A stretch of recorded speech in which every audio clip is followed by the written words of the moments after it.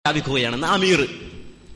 ഞാൻ വെറുതെ പറയല്ല, അമീറിന്റെ പ്രസ്താവന നിങ്ങൾ കണ്ടോ? അമീർ പരസ്യമായിട്ട് ഈ നാട്ടിലെ ഔദ്യോഗികമായ ഒരു വാർത്താ മീഡിയയിലൂടെ പരസ്യമായി പ്രഖ്യാപിക്കണം, പിന്തുണ പ്രഖ്യാപിക്കണം. ആ പിന്തുണ പറയുന്ന വാചകം നിങ്ങൾ ശ്രദ്ധിക്കുക.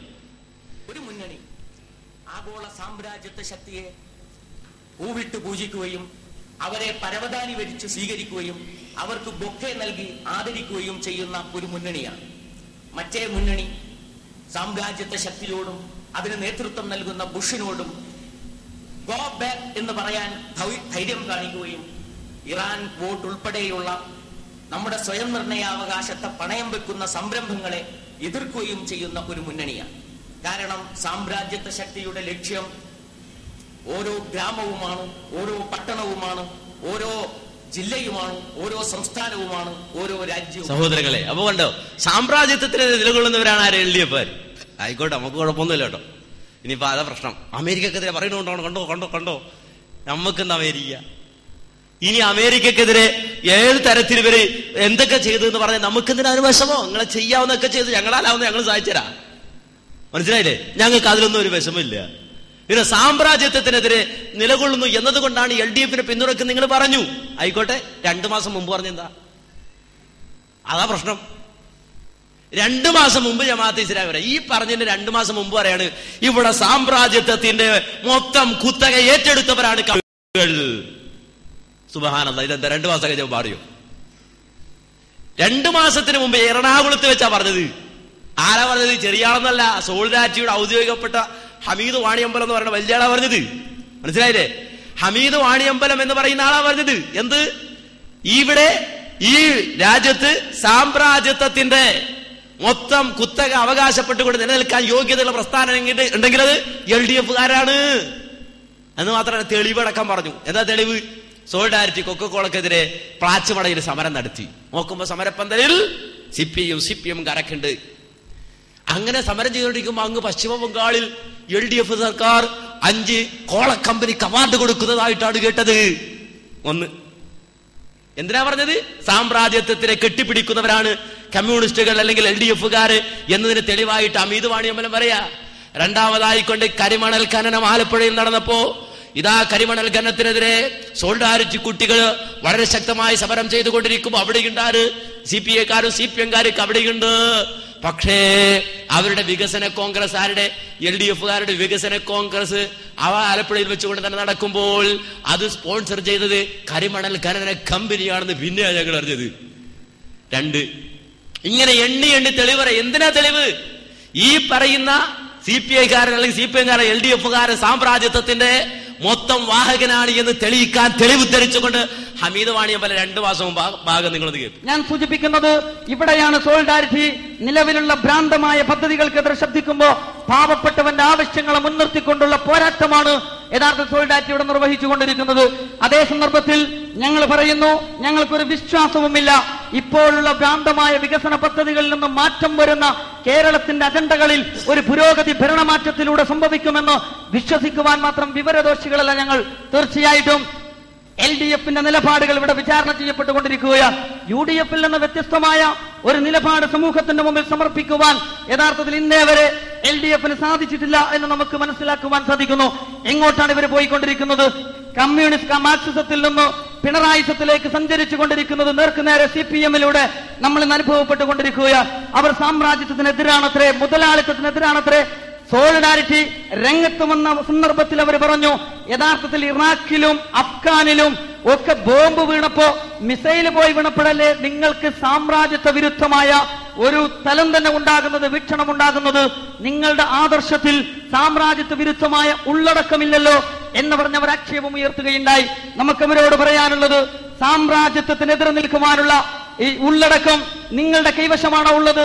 ഞങ്ങൾ വിശ്വസിക്കുന്ന ആദർശത്തിന്റെ ഉള്ളടക്കത്തിലാണോ ഉള്ളത് എന്ന് ഒരു സംവാദത്തിന് നിങ്ങൾ തയ്യാറാവുകയാണ് വേണ്ടത്. അത്തരം ഒരു സംവാദം വളരെ ഫലപ്രദമായി നടക്കേണ്ടുന്ന ഒരു സാഹചര്യത്തിലാണ് നമ്മുടെ രാജ്യം എന്നുള്ളത് എന്നുകൂടി ഞങ്ങൾ പറയുകയാണ്. അത്തരം ഒരു സംവാദത്തിന് സോളിഡാരിറ്റിയും അതിന്റെ മാതൃപ്രസ്ഥാനവും തയ്യാറാണ്. അതേ സന്ദർഭത്തിൽ നമുക്ക് പറയാനുള്ളത്, നിങ്ങൾ എങ്ങോട്ടാണ് പോയിക്കൊണ്ടിരിക്കുന്നത്? മുതലാളിത്തത്തിനെതിരെ ശബ്ദിച്ചുകൊണ്ടിരിക്കുന്നവർ അമ്യൂസ്മെന്റ് പാർക്കുകൾക്കും വാട്ടർ തീം പാർക്കുകൾക്കും കമ്മ്യൂണിസത്തിൽ വല്ല തത്വവുമുണ്ടോ എന്ന് ഗവേഷണം നടത്തിക്കൊണ്ടിരിക്കുകയാണ്.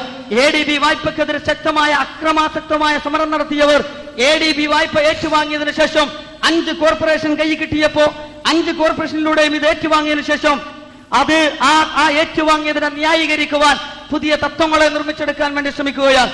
പ്ലാച്ചിമടയിൽ സോളിഡാരിറ്റിയുടെ കൂടെ കൊക്കക്കോളയ്ക്കെതിരെ സമരം നടത്തിക്കൊണ്ടിരിക്കുമ്പോ അങ്ങ് പശ്ചിമ ബംഗാളിലെത്തുമ്പോ 5 കൊക്കക്കോള കമ്പനികൾക്ക് അവാർഡ് കൊടുത്തുകൊണ്ട് കോൺഗ്രസിനെ പോലും തോൽപ്പിച്ചു കളഞ്ഞിരിക്കുകയാണ്. കരിമണൽ ഖനനത്തിനെതിരെ ആലപ്പുഴയിലെ സോളിഡാരിറ്റിയുടെ കൂടെ നിന്നുകൊണ്ട് സമരം നടത്തിക്കൊണ്ടിരിക്കുമ്പോ വികസന കോൺഗ്രസ് തന്നെ സ്പോൺസർ ചെയ്തത് കരിമണൽ ഖനന കമ്പനിയാണെന്ന് പറയുമ്പോ എങ്ങോട്ടാണ് ഈ പാർട്ടി പോയിക്കൊണ്ടിരിക്കുന്നത് എന്നത് തീർച്ചയായിട്ടും നമുക്ക് നിരീക്ഷിക്കുവാൻ കഴിയുന്നു, നമുക്ക് മനസ്സിലാക്കാൻ കഴിയുന്നു.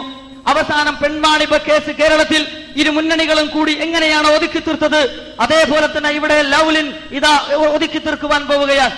374 കോടി രൂപ നമ്മുടെ കേരളത്തിന് നഷ്ടം വന്നപ്പോ പരസ്പരം നിങ്ങൾ കുറ്റ്യാടി പദ്ധതിയിലൂടെ നിങ്ങളും നഷ്ടം വരുത്തിയിട്ടുണ്ട്, ഞങ്ങളത് 374 നഷ്ടപ്പെടുത്തി, നിങ്ങളും അതിന്റെ തൊട്ടടുത്ത് നഷ്ടപ്പെടുത്തി. നമുക്കൊരു ധാരണയിൽ അഡ്ജസ്റ്റ് ചെയ്ത് മുന്നോട്ട് പോകാം, വേണമെങ്കിൽ ഒരു ഇലക്ഷൻ പ്രചരണത്തിനൊക്കെ വേണ്ടി ഉപയോഗിക്കാമെന്ന പരസ്പര ധാരണയിലേക്ക് പെൺവാണിഭ കേസ് എങ്ങനെ പോയോ അതേപോലെ തന്നെ ലൗലിനും ഇതാ മുങ്ങിക്കൊണ്ടിരിക്കുകയാണ്. ഞാനത് സൂചിപ്പിക്കുന്നത് മാറി മാറിക്കൊണ്ടിരിക്കുന്ന ഭരണകൂടങ്ങളെ വളരെ കാര്യക്ഷമമായി നിരൂപിക്കുവാനും അവരെ വിശകലനം ചെയ്യുവാനും അവരുടെ ഈ കാപട്യവും അവരുടെ ഈ തട്ടിപ്പുകളും കോർപ്പറേറ്റ് മാനേജ്മെന്റുകൾക്ക് വേണ്ടി ദല്ലാൽ പണി നടത്തുന്നതും തിരിച്ചറിയുക എന്ന രാഷ്ട്രീയ ബോധം തീർച്ചയായിട്ടും നമ്മളെ സംബന്ധിച്ചിടത്തോളം ഉണ്ടാവേണ്ടതുണ്ട്. കാലഘട്ടത്തിന്റെ യുവതയെ സംബന്ധിച്ചിടത്തോളം അത് ഉണ്ടാവേണ്ടതുണ്ട് എന്ന കാര്യമാണ്. പിന്തുണ തന്നെ എന്താ അസൂയ വേണ്ടെന്നറിയോ? കാര്യം എന്താണെന്നറിയോ? ഈ കോലത്തെ 2 മാസം മുമ്പ് ഈ മുതലാളിത്തത്തിന് ഓശാന പാടുന്നവനാണ് ആര്? ഈ പറഞ്ഞ LDF സർക്കാർ എന്ന് പറഞ്ഞ അതേ നേതാവ് തന്നെ തന്റെ അനുയായികളോട് പറയാണ്, പോയിട്ട് വോട്ട് ചെയ്യണം LDFന്. പടച്ചമ്പരാൻ ഈ കൗമിനെ തന്നെ കിട്ടണം, ഈ കൗമിനെ തന്നെ കിട്ടണം. കാരണം 2 മാസം മുമ്പ് കേട്ടത് അപ്പാടെ മറന്നിട്ട് 2 മാസം കഴിഞ്ഞപ്പോ പറയാ വോട്ട് ചെയ്തോളൂ എന്ന് പറയുമ്പോ അമീർ പറഞ്ഞല്ലേ പോരിക്കാൻ പറ്റുമോ, മെമ്പർഷിപ്പ് കിട്ടൂല, അതുകൊണ്ട് മനസ്സോടെ പോയി വോട്ട് ചെയ്യാം. എന്നാൽ തന്നെ ഈ മനസ്സിലൊരു പ്രയാസം, അതിങ്ങനെ അവിടുന്ന് ഇവിടുന്നൊക്കെ ഇങ്ങനെ കാണുമ്പോ ന്യായീകരിച്ചൊപ്പിക്കാൻ ഒരു നയമാറ്റം, നയവിശദീകരണം, നയവൈകല്യം, നയവൈകല്യം എന്നാ പേര്, നയം മാറ്റം. അതിന് തെളിവ് ഖുർആനിൽ ഹദീസിൽ തെളിവ്. നിങ്ങളെ കണ്ടിട്ട് ഞങ്ങൾക്ക് സഹതാവാ, പിന്നെ നിങ്ങളോട് എന്താ അസൂയ വിചാരിക്കാറാ? ജമാഅത്തുകാരെ കണ്ടിട്ട് ഞങ്ങൾക്ക് സഹതാവുള്ളത്. നിങ്ങൾ മര്യാദക്ക് നടക്കും മനുഷ്യന്മാരെ, നേരെ ചൊവ്വയാക് അല്ലേ? എല്ലാരും ചെയ്യണം, അതുപടി ചെയ്യും. പക്ഷെ അവർക്ക് ഔദ്യോഗികമായ വ്യാഖ്യാനങ്ങൾ, എന്നിട്ടോ ബാക്കിയുള്ളവനൊന്നും പോരാ, അവർക്കൊന്നും ബുദ്ധിയില്ല, ഓർക്കൊന്നും കൊള്ളൂല, ഒന്നിനും കൊള്ളാത്ത കുറെ മനുഷ്യന്മാര് ഇങ്ങനെ തർക്കിച്ചും കലഹിച്ചും മാത്രം കഴിഞ്ഞത് ഇങ്ങനെയൊക്കെ പറഞ്ഞ് സ്വയം പെരുമയും സ്വയം പൊങ്ങച്ചവും കാണിച്ച് അങ്ങനെ വേറെ ഭാഷയിൽ അതൊരു ശിർക്കാണല്ലോ. ആ ശിർക്കിൽ എന്തിനാ നിങ്ങൾ ഇങ്ങനെ കിടക്കണത്? ആ ശിർക്കിൽ നിന്നൊക്കെ രക്ഷപ്പെട്ട് ഇസ്ലാമിന്റെ വെളിച്ചത്തിലേക്ക് കടന്നു വരിക. നിങ്ങൾ ആരെ പിന്തുണച്ചാലും ഞങ്ങളെ സംബന്ധിച്ചിടത്തോളം ഒരു പ്രശ്നമില്ല.